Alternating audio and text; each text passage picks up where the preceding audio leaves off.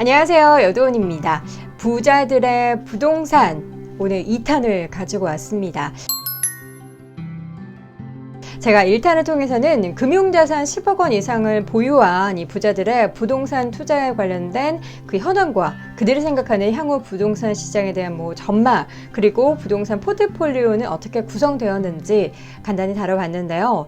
영상이 좀 길면 지루하다 이런 의견들이 사실 좀 있었어요. 그래서 제가 요 전에 한 17분짜리 영상 한번 만들었다가 좀 혼난 적이 있어서 영상을 이렇게 2개로 쪼개서 만들어 보고 있습니다.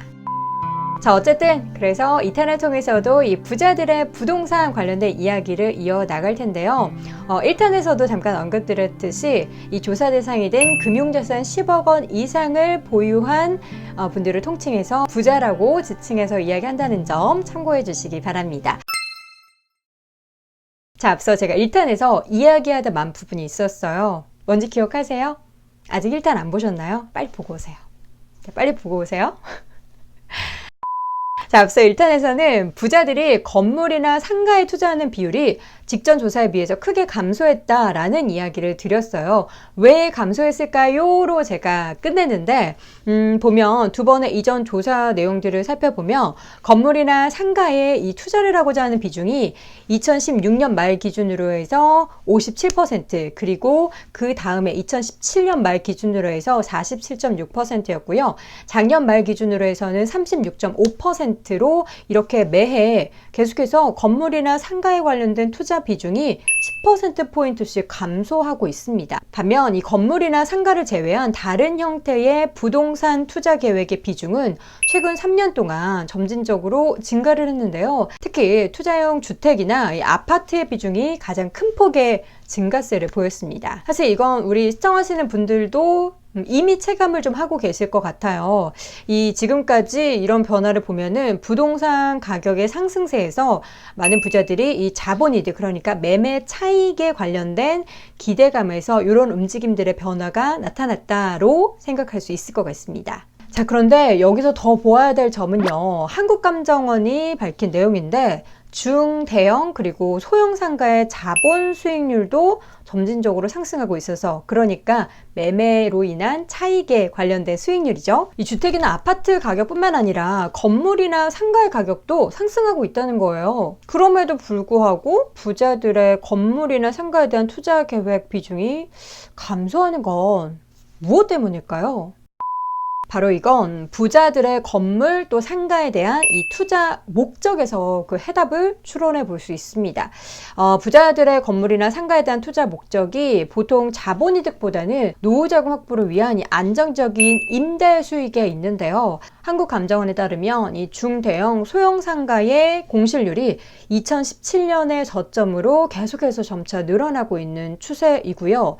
임대 수익률로 볼 수 있는 이 소득 수익률이 점차 감소를 하고 있습니다. 건물이나 상가의 가격은 상승하고 있는 가운데 이를 통한 임대 수익 자체는 감소하고 있다는 거죠. 즉, 공실률을 좀 고려를 해봤을 때 향후 이 건물이나 상가의 가격은 상승을 하지만 이를 통한 고정 수익이 감소한다는 거예요. 그래서 상업용 부동산을 통해서 안정적으로 노후 자금을 확보하려는 부자들에게는 건물이나 상가에 관련된 투자 매력이 이렇게 하락할 수밖에 없다라는 걸 알 수 있습니다. 더구나 이 건물이나 상가 같은 경우에는 가격이 지금 현재까지는 상승을 한다라고 해도 임대 수익이 만약에 점차 계속해서 이렇게 감소 추세가 이어진다면 건물 상가 가격에도 분명히 부정적인 영향을 미치겠죠. 그래서 이 자본 손실에 대한 가능성도 배제할 수 없기 때문에 이 건물이나 상가에 대한 부자들의 부동산 투자 계획이 줄어들고, 반면에 주택이나 아파트에 관련된 자본이득의 목적을 둔 이런 투자 수요가 점차 늘어나고 있는 거죠. 자, 그렇다면 이어서 다음으로 확인해 볼 내용은요, 지금 우리나라 금리 상승기잖아요. 대출금리 너무 많이 올라가고 있죠. 그렇다면 부자들은 이 부동산 투자를 위한 자금을 어떻게 조달할까요? 부동산 투자 의향이 있다라고 밝혔던 그 표본이 된 응답자 중에서 100% 자기 자본으로 이 부동산 투자 관련된 자본을 조달하겠다라고 밝힌 사람은 응답자 전체의 29.8%였습니다. 직전 조사에서는 24% 수준이었는데 좀 많이 증가를 했죠. 한편 대출을 좀 일부라도 활용하려는 부자들은 평균적으로 투자금의 40% 정도를 대출을 받으려고 계획한다라고 답을 했습니다. 금융자산을 10억 원 이상 보유하고 있는 이 부자들을 대상으로 한 이번 조사에서는 부자들 가운데 48.3% 정도가 대출을 보유하고 있었어요. 절반 가까이죠. 대출의 목적을 보면 거주 목적 주택 이외의 부동산 구매가 가장 높은 비중을 차지했습니다. 부자들은 일반 가계보다는 대출받는 비중이 낮고 받더라도 거주 목적이 아니라 투자 목적 주택을 사기 위한 대출이 많았습니다. 이와 더불어서 작년 말 기준으로 봤을 때 올해 대출을 더 받을 것이냐 하는 질문에 대해서는요, 응답자 가운데 61.6%가 대출받을 의사가 없다라고 답을 했고요. 이 가운데 있어서도 대출을 받겠다라고 응답한 사람들을 보면 역시 또다시 목적은 거주 목적 주택이 아닌 투자 목적 주택을 구입하려고 대출을 받는다라고 답을 했다고 합니다. 근데 조사의 결과를 전체적으로 보면은 부자들은 점점 부채를 좀 덜 가져가려는 움직임들이 보이고 있어요. 이자에 대한 부담도 그렇고 향후 부동산 시장에 대한 리스크를 조금 더 줄이기 위한 그런 움직임들이 계속해서 나타나고 있습니다. 자, 그리고 부동산 같은 경우에는 사실 전체적으로 보유하고 있는 자산 가운데서 대부분 가장 많은 비중을 차지하고 있는 자산 형태 중 하나일 거예요.